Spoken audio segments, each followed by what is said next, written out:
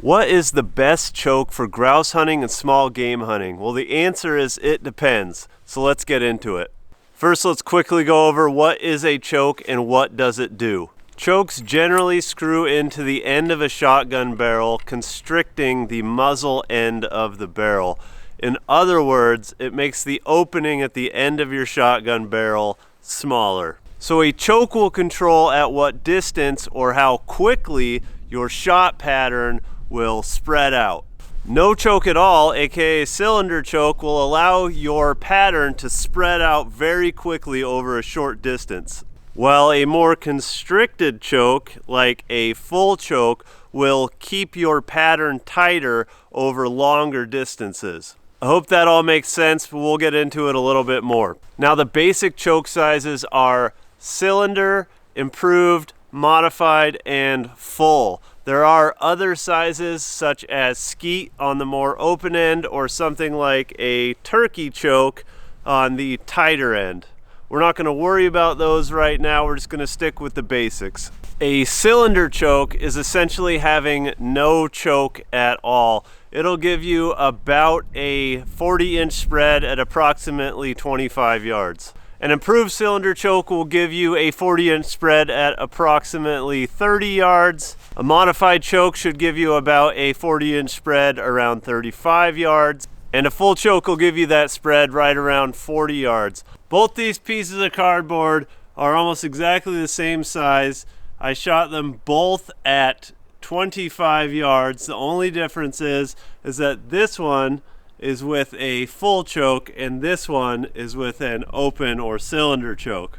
Now you can see here with the full choke, you get a much tighter pattern.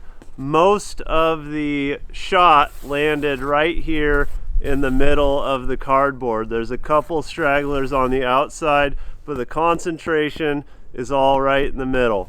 Now I hope you can see this, but this is the piece of cardboard I shot with the open or cylinder choke, and you can see that the shot is spread out over the entire piece of cardboard. In fact, with the full choke, there's probably more pellet holes in this one little area than on this entire piece of cardboard with an open choke. I hope that's a decent demonstration of your shot pattern over distance with a tight versus open choke. So basically, the longer distance you want to shoot, the tighter choke you will need.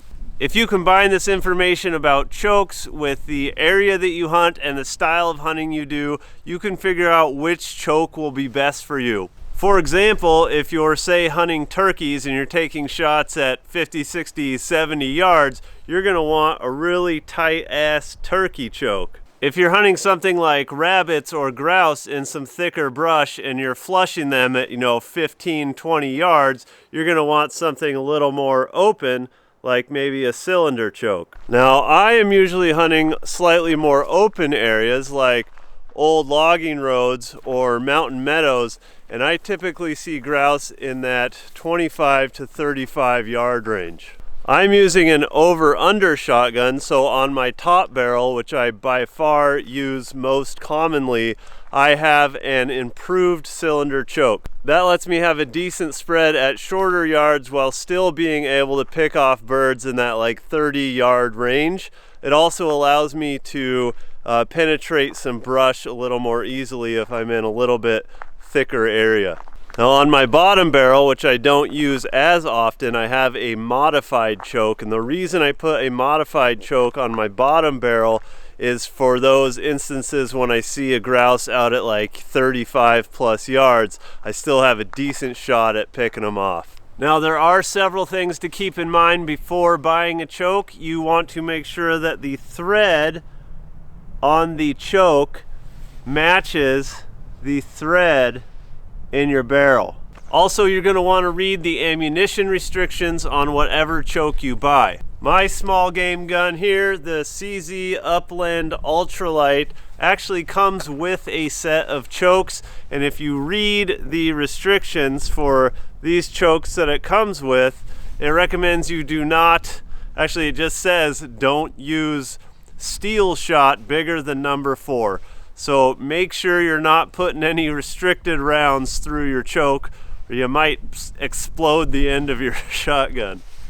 Another thing you're gonna need is a choke key.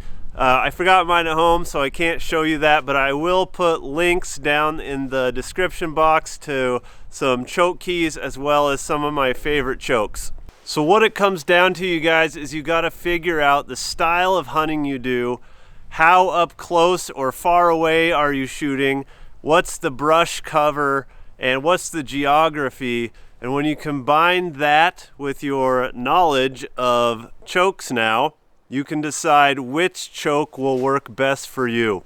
Now, buying chokes can be a little bit confusing because of the numbers they use, like 0.02 or 0.650, which both just represent how tight the choke is in different ways. So if you guys have any questions about buying a choke or just chokes in general, leave me a comment down below. Let me know what your question is. I'll do my best to answer it. Also, leave me a comment and let me know what choke you're using for grouse hunting and small game hunting. That's gonna do it for this one. Thanks for watching, everybody.